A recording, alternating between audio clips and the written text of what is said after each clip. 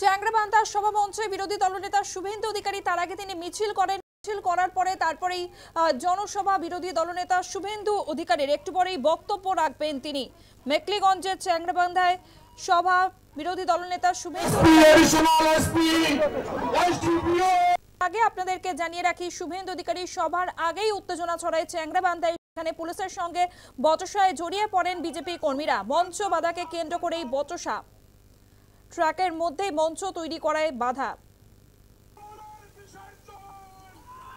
দুটি ছবি পাশাপাশি আপনাদেরকে দেখাচ্ছি। একদিকে আপনারা দেখতে পাচ্ছেন মিছিল শুরুর আগেই উত্তেজনার পরিস্থিতি তৈরি হয়, সেখানে মঞ্চ বাধাকে কেন্দ্র করে বচসায় জড়িয়ে পড়েন বিজেপি কর্মীরা। পুলিশের সঙ্গে ট্রাকের মধ্যে মঞ্চ তৈরি করায় বাধা দেওয়া হয় পুলিশের তরফ থেকে।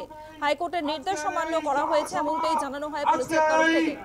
সংকল্প পরিবর্তন সংকল্প যাত্রা আজকে আপনারা যেভাবে সহযোগিতা করেছেন, যেভাবে পাশে থেকেছেন, তার জন্য আপনাদের নতমস্তকে প্রণাম জানিয়ে আমার বক্তব্য শেষ।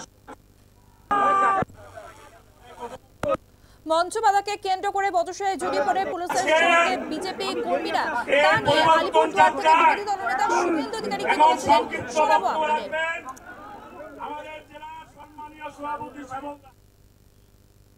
আমরা মমতার পুলিশের দয়ায় প্রোগ্রাম করি না। আমরা হাইকোর্টে গেছিলাম, হাইকোর্ট অনুমোদন দিয়েছে, হাইকোর্টের অনুমোদনে প্রোগ্রাম হবে। হাইকোর্ট সংখ্যা বলে দিয়েছে, টাইম বলে দিয়েছে, আমরা সেই টাইমে সেই সংখ্যা নিয়ে প্রোগ্রাম করি।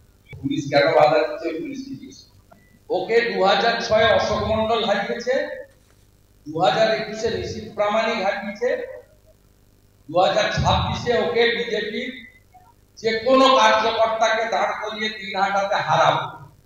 এসআইআর এর পরে ওকে 50,000 ভোটে হারাতে হবে।